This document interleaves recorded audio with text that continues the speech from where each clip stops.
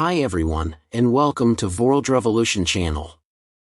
This is book summary to Perennial Seller, The Art of Making and Marketing Work That Lasts by Ryan Holiday. Enjoy the video. Please subscribing to my channel for more great content like this. You'll be notified when I upload new videos. Overview. Perennial Seller by Ryan Holiday. We'd all like to have our little place in history, wouldn't we? Even if you're not the next Steve Jobs, you probably still wish to leave some kind of lasting legacy. And you probably hope to do this by creating something. Of course, this creation shouldn't have but a brief existence, it should be eternal.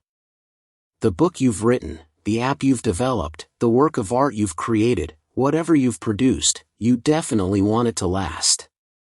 But in a world that is all about being new and fresh, how do you create a product that is more than a flash in the pan? In other words, how do you make a perennial seller? This book summary will teach you how. You'll learn how to take all the steps, from the moment you have that first creative idea right through to what it takes to continue to survive, and even thrive. In an industry that's predicated on newness. In this summary of Perennial Seller by Ryan Holiday, you'll also learn what blasting music out of a car's loudspeakers has to do with perfecting your product, how YouTube can help you with perennial success, and what connects Iron Maiden with an insurance mailing list. Key takeaways. Whether you are creating art or building a business, aim to make it stand the test of time. Instead of instant gratification, shape a product or service that can produce earnings for many years. You need to make conscious creative choices and business decisions to create a classic. As your development work progresses, share parts of it with others and learn from their feedback. Be in charge of every stage of the process, from creation through marketing. To achieve long-term sales, cultivate a loyal fan base. The most effective form of marketing is word of mouth. Media coverage is surprisingly ineffective in driving sales. Offer all or part of your product for free to inspire people to talk about it. Two important tools for a long career are an email list and a wide professional network. In every industry, from books to movies to restaurants to plays and software, certain creations can be described as perennial. By that I mean that, regardless of how well they may have done at their release or the scale of audience they have reached, these products have found continued success and more customers over time. They are the kind of art or products that we return to more than once, that we recommend to others, even if they're no longer trendy or brand new. Ryan Holiday. How can we make a product that remains valuable? The movie Star Wars, A New Hope, and the book How to Win Friends and Influence People are perennial sellers. Like all perennial sellers, they live on by word of mouth. I learned about Star Wars from a friend in grade school, who heard about Star Wars from his dad, 20 years after its release date. Ryan Holiday has uncovered methods of making and marketing products to maximize word of mouth. By using his methods, our work, blog posts, videos, books, etc., can remain valuable long after its release date. By learning the tools to make a perennial seller, we can do the hard work now and reap the benefits for years to come. Here are 3 methods we can use to maximize word of mouth and develop a perennial seller. Make it timeless. Focus on a topic or problem that never gets old. Author Dale Carnegie released the book How to Win Friends and Influence People in 1936. People still recommend How to Win Friends and Influence People to their friends in 2017. Why? Dale Carnegie's book solves a timeless problem, social anxiety. People struggle with social anxiety today as they did in 1936. People will continue to struggle with social anxiety for the foreseeable future. If you want to make a perennial seller, ask yourself, why will people still be talking about this 10 years from now? Tip: focus on reoccurring human problems and not the latest technology. Focus on the things that don't change. Jeff Bezos. Make it specific. People share products they love. When people enthusiastically share a product with their friends, the product's audience will grow organically over time, like compound interest. If you want to make a perennial seller, you need to ask yourself, who specifically will love this? It's better to make a product that 100 people love than a product 1 million people just like. Paul Graham, Y Combinator founder. People love products that fit their needs, wants, and interests. Therefore, you must narrow your focus and direct your energy on making a product for a specific person or niche group of people. All perennial products can be described in one sentence. When you help a specific person solve a specific problem, that person, and people like them, are more likely to fall in love with your product and share it with everyone they know. Many creators want to be for everyone, and as a result end up being for no one. Picking a lane isn't limiting.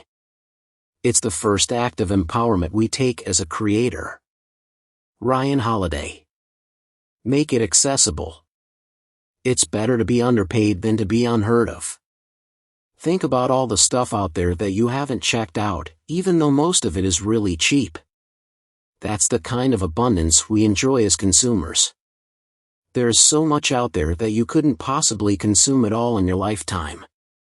So we ignore a lot of it, especially the stuff that looks expensive. Which is why as creators we have to get more comfortable with giving people a taste of our work, or, in some cases, giving some people the entire meal for free. That's how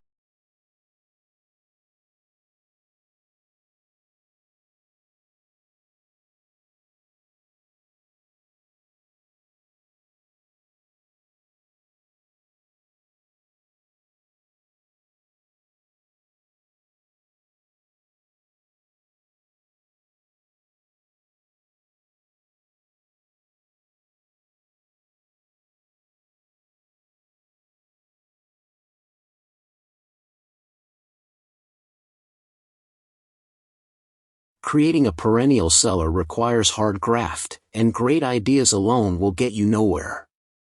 You know that old maxim about product success being 20% creativity, 80% marketing? Well, you can safely ignore it, because it's pure buzzword. If you want to develop a perennial seller, a product that always sells, year in and year out, you're going to need to put a lot of work into the creative process.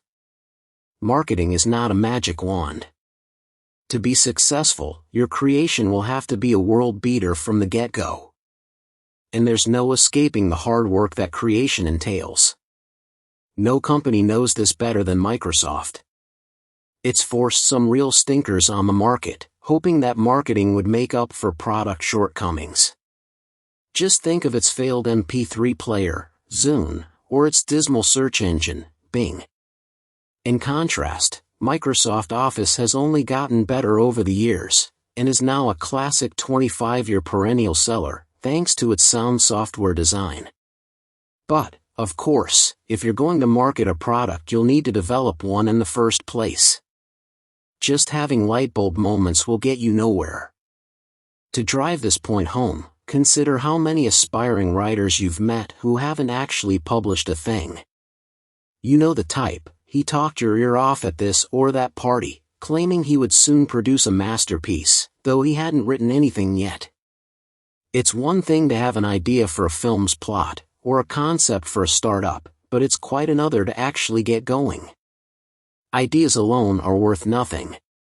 Take the writer and comedian Sarah Silverman's advice. You needn't wait for someone's approval to get going, just write. So exactly how do you turn an idea into something real? Just what kind of hard work is needed? Let's turn to that now. Motivation, and a readiness to make sacrifices, are crucial to creative success.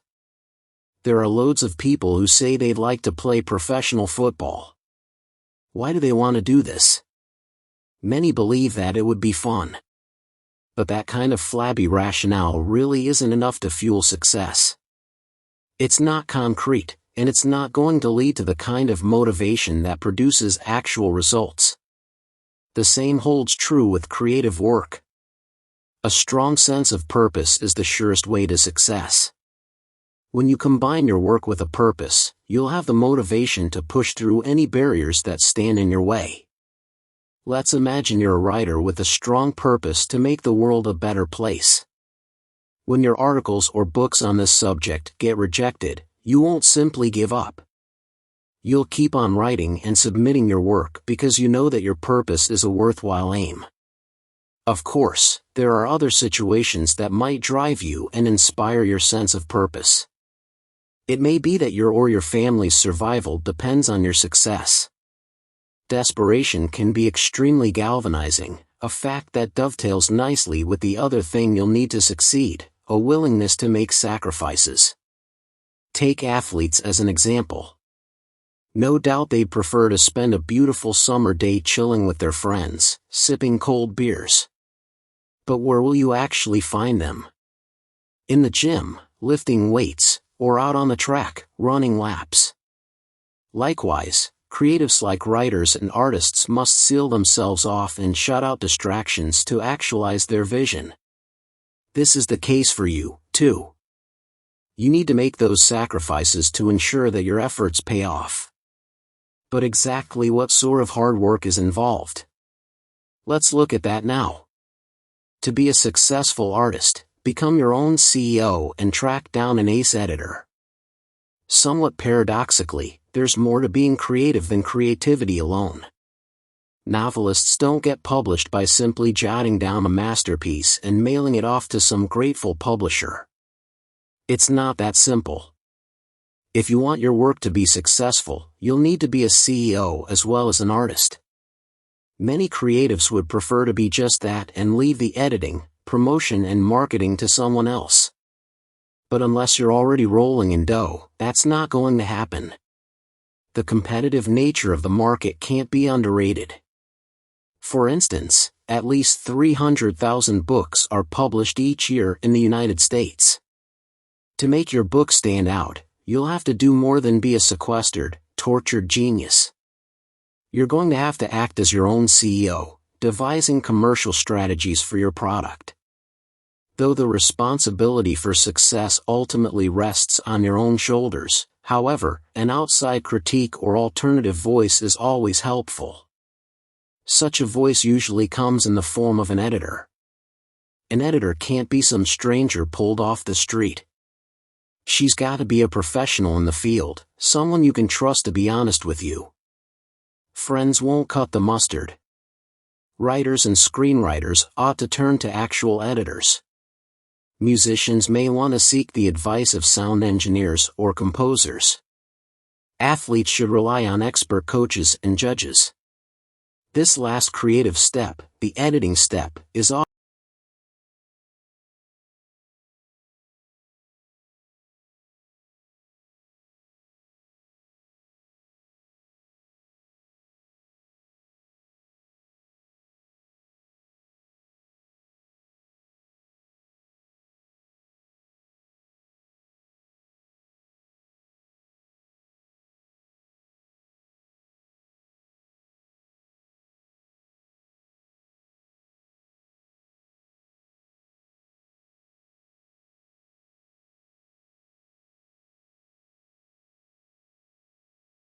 testing your product to perfection is essential. You might think that if your product is close to being finished, you can relax a little more. Well, banish the thought. As you near the finish line, you should get more obsessive still by testing and improving your creation. In fact, for your work to be successful, you'll have to test and rework it over and over. Creatives and producers often do this by engineering some surprising methods for quality control. Just take composer and producer Max Martin. He's written songs for the likes of Celine Dion and Adele, and, over the years, he's developed a neat trick called the LA car test. Martin likes to cruise down the Pacific Coast Highway while blasting whatever song he's testing out. This gives him a chance to experience the song as a typical radio listener would. If it works while he's cruising down the road, it's probably going to work for the masses. Here's another practice that you can take advantage of before releasing your creation to the public.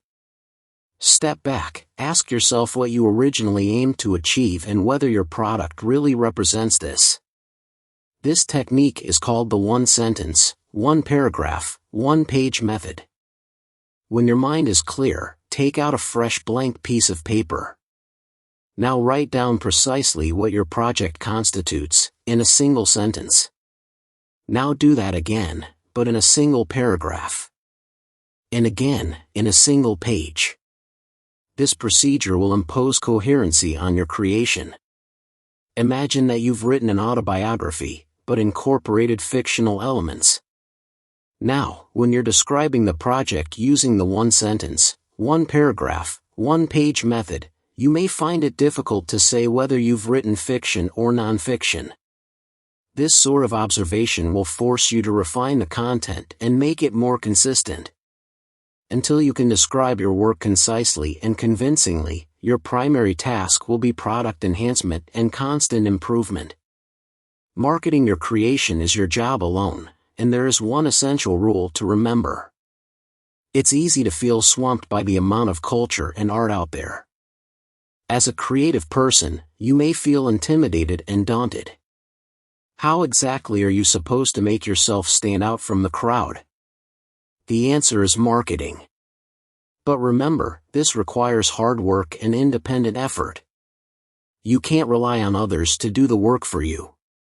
The reason for this is simple. After all, you're the only one who's really invested in your product. Paying somebody else to push your creation isn't going to work, because no one is going to care about what you're doing as much as you do. Many artists have come to this same conclusion. For example, author Ian McEwan jokes that half the time he acts as his own employee, a miserable salesperson of the actual author's creations. And, unfortunately, marketing a product these days is far from easy. At no time in history has it been easier for consumers to compare prices and search for competing products. With this in mind, there is one thing you should never forget when marketing your work.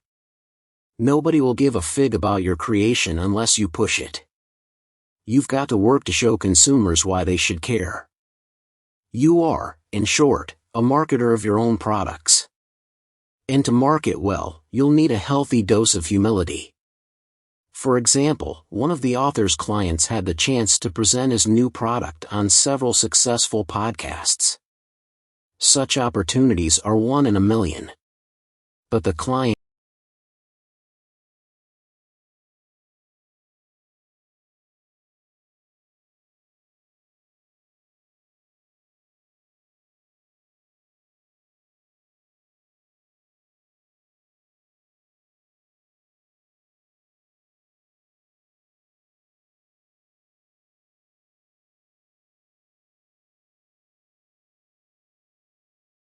There is no one right way to do marketing, though word of mouth should always play a role. If the bad news about marketing is that you always have to start from a position of audience ignorance, then the good news is that there are plenty of strategies to spread the word. In fact, sometimes the most creative approaches are the most successful.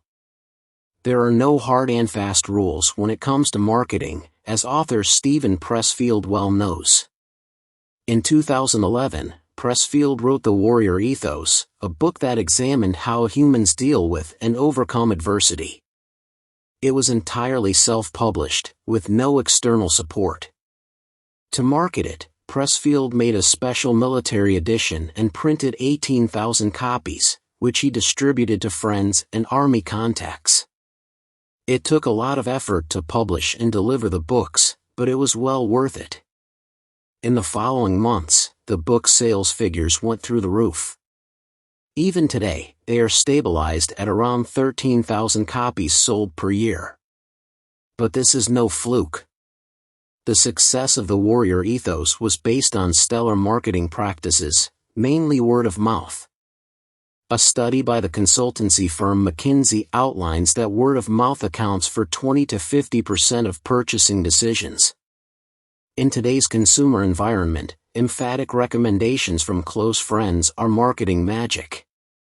It's been shown that people are up to 50 times more likely to purchase a service or product if a close friend enthusiastically recommends it, as when compared to an acquaintance mentioning it in passing. Word of mouth is also the best strategy for ensuring your product remains a long-term bestseller. With that in mind, target your marketing efforts accordingly to increase word-of-mouth mentions of your product. Social media is a godsend here. Marketing is essentially all about creating word of mouth, whether you're trying to get your product off the ground or sustain income. A platform is great for holding people's attention, and it will also ensure creative independence. Once you've put your product out, the temptation is to feel that you'll be forever defined by this one achievement. But if you want continued success, you'll have to develop your presence in the public eye, independent of any one single creation. Therefore, you'll need a platform where you can alert people to the latest goings-on. A platform combines all the skills, connections, communication channels and followers necessary to ensure the success of your creative work and nurture your own personality as a creator. A platform is especially useful for surviving in difficult times. Winston Churchill is a good example here. He had been a successful politician early on in his career, but his rivals kept him on the fringes between 1931 and 1939 because of his radical stance against Indian independence. However, that downtime didn't ruin him. He had another platform he could rely upon thanks to the fact that he'd built a second career. Churchill wrote books and articles, and he sometimes appeared on the radio, so that, even while in political exile, he continued to exert influence and make money. The other benefit of a platform is that it means you can make your success independent of other people. It's entirely your own. Just look at the success of Casey Neistat, who spent years as a promising filmmaker and even premiered 2 films at Cannes. However, Neistat decided to forge his own independent following.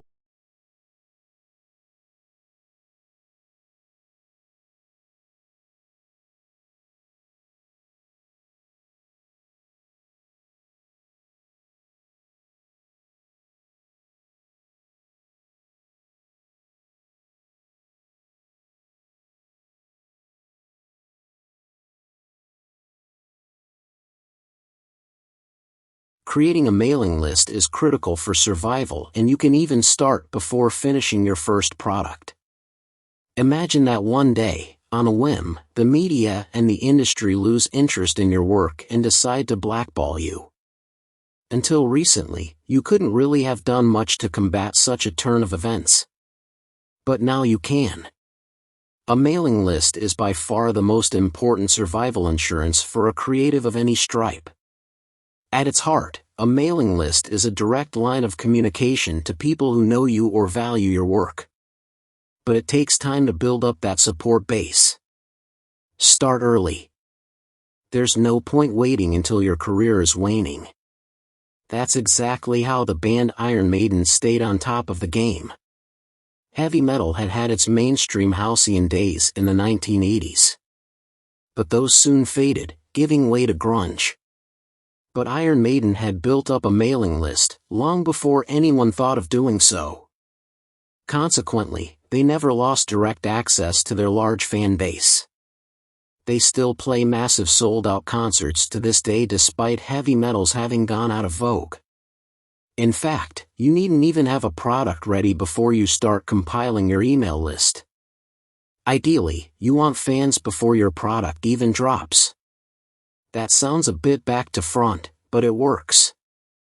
All you need is a strategy to find your would-be fans. Actually, that's precisely how the author managed such great sales on his first book. He knew he wanted an email list of interested people ready before publication. So he created a monthly newsletter with book reviews. That way he could also publicize his own book once it was published. Thanks to this scheme, when his first book was released, the author already had 5,000 people on his mailing list. Today, he has 80,000 followers. Okay, so now you've got the lowdown on developing your creative work.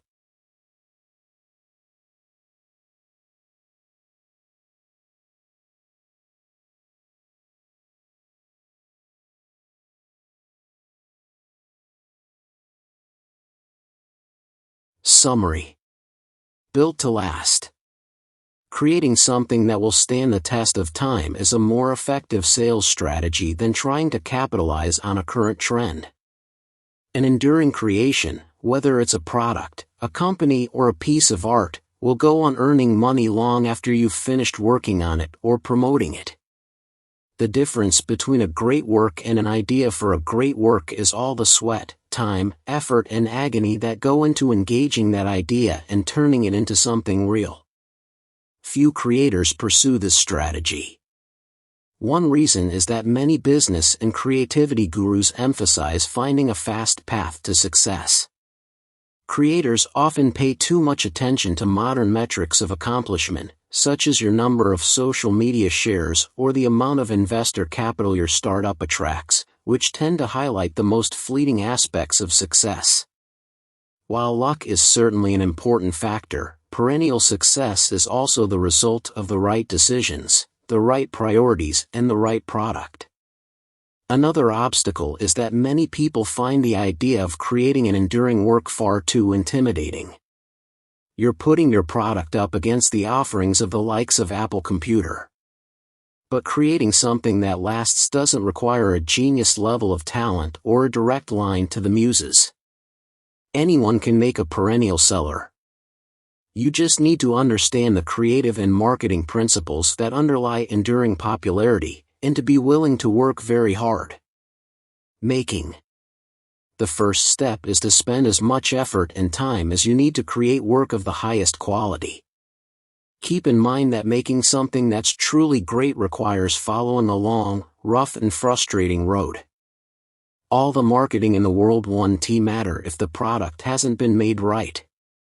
George Orwell, author of 1984 and Animal Farm, said that writing his books was like battling a lengthy disease.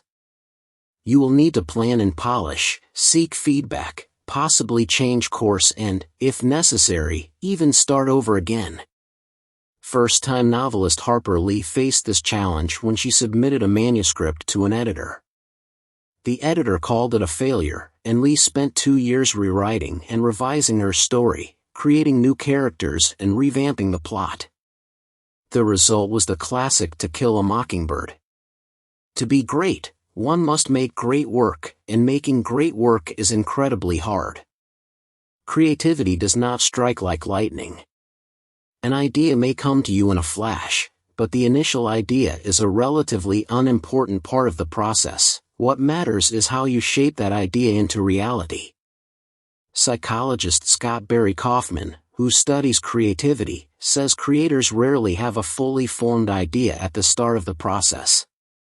They begin with a hazy intuition that evolves as the work goes on. Deep, complex work is built through a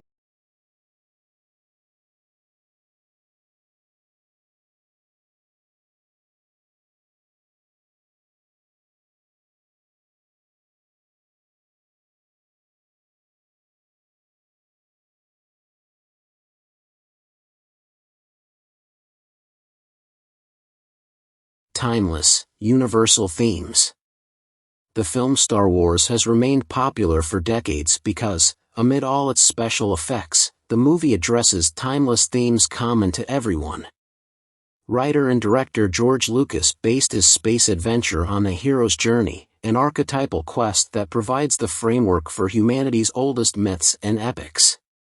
If there's any magic in creative expression, it's how small, even silly ideas can become big, important, awe-inspiring works if a person invests enough time in them. To create something that resonates with an audience, you need a clear idea of who is in that audience. Ask yourself, what purpose will your work serve for them? How will it affect them? What problems will it help them solve? For instance, if you're a writer, you must have a clear concept of whom you are writing for. Otherwise, your work can end up as an exercise in self-indulgence. Stephen King, author of Carrie, The Shining and On Writing, suggests that you picture an individual ideal reader, and imagine how he or she will react to each passage you write. Test and refine. Seek feedback throughout your creative process. Share parts of your work with friends and colleagues and gauge whether it is eliciting the response you want. As you come to the end, or what you think is the end, of the creative portion of your work, submit it to the scrutiny of an impartial, outside authority, as a writer submits a manuscript to an editor.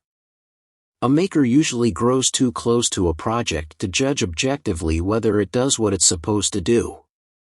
The creators who take the time to get their positioning and packaging right, who don't just go with their first instinct and hope, are the ones who will win. Rigorously assess your nearly finished product. Write 3 descriptions of your creation, a 1-sentence description, a 1-paragraph thumbnail, and a 1-page portrait. These descriptions should answer 4 questions about your product. What is it? Be specific. Include the artistic genre or the product category in which you are positioning it. What does it do?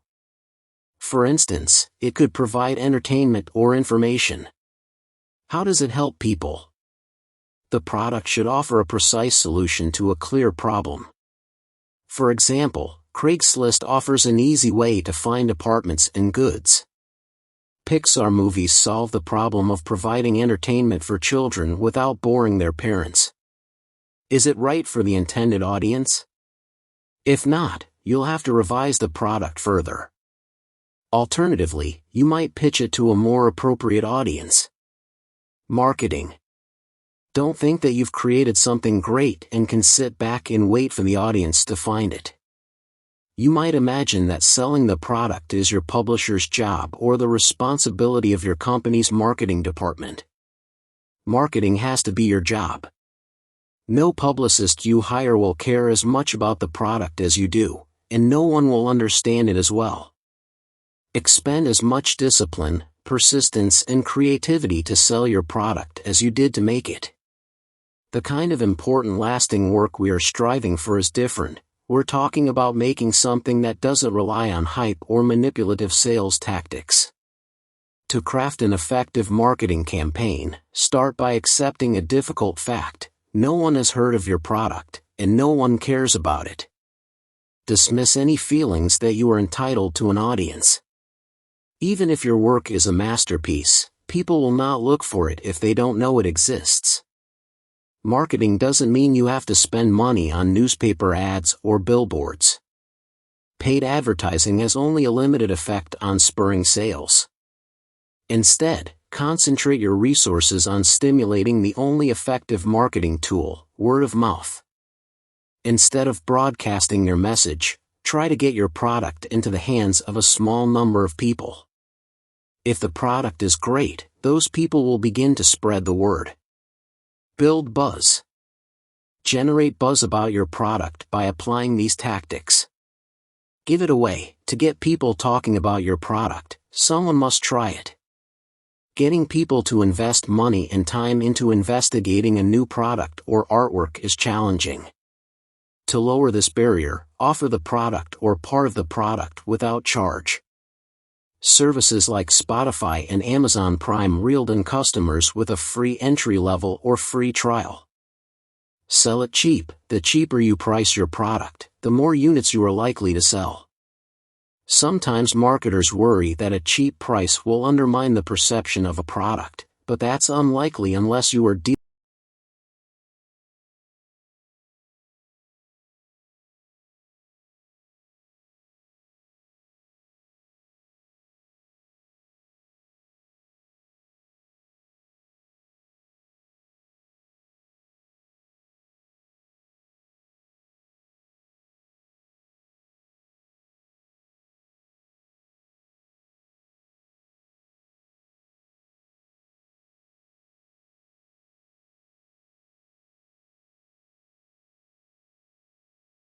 using the media.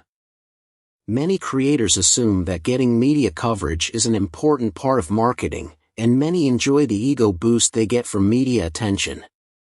However, press coverage has surprisingly little direct effect on sales, though it can enhance your credibility and status.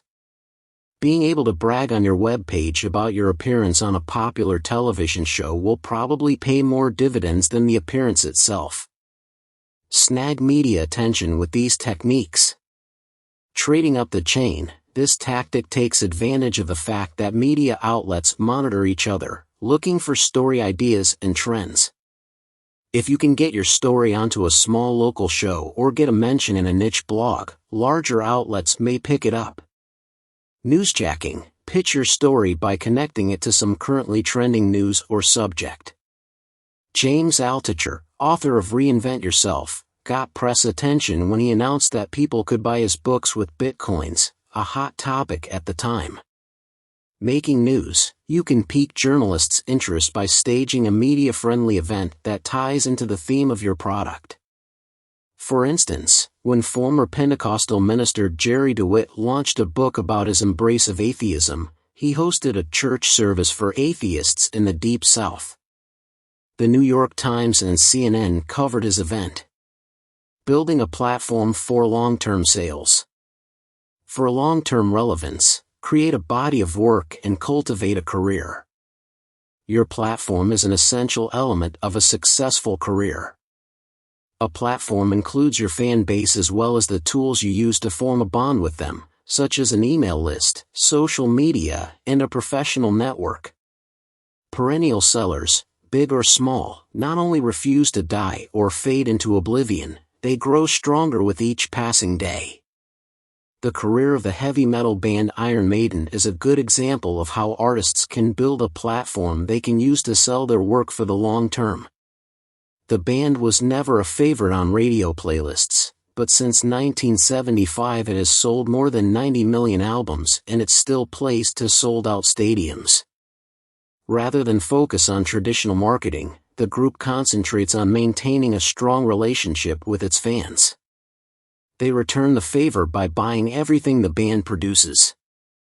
No one has the steam or the resources to actively market something for more than a short period of time, so if a product is going to sell forever, it must have strong word of mouth. An email list is your most important tool when you are building a platform. When you compile a list of people who have expressed interest in your work, you won't have to go through the process of finding your audience over and over again each time you launch a new project. And you won't have to rely on the media to get the word out. You can speak directly to your audience. Building your network.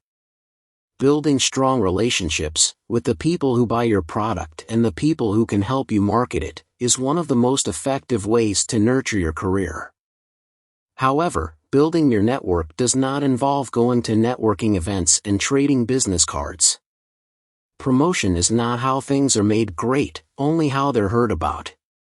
Instead, consider the more informal practices of Tim Ferriss, author of The 4-Hour Workweek, The 4-Hour Chef and Tools of Titans. Before he had any books on the bestseller list, Ferriss traveled around to conferences such as Austin South by Southwest to meet influencers, build relationships, and help other people when he could. If you are genuine in your desire to build positive relationships and are generous with the help you offer others, you can create a large resource to draw on when you need to get the word out. The reality is that the race to creative success today is really a marathon.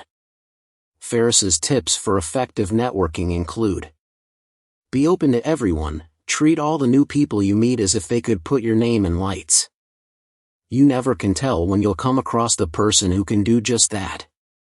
Think about the long term, don't go into a relationship calculating what you can get out of the person. Cultivate an authentic relationship that, over time, benefits both of you. Find the pre-VIPs. Keep your radar tuned for those special people who aren't famous now but probably will be someday. Conclusion. When it comes to creative work, there's no escaping the hard work that's needed. In fact, you're actually going to have to work perhaps harder than you would in any other field. Not only do you have to actually do the creative work, you also have to be your own CEO.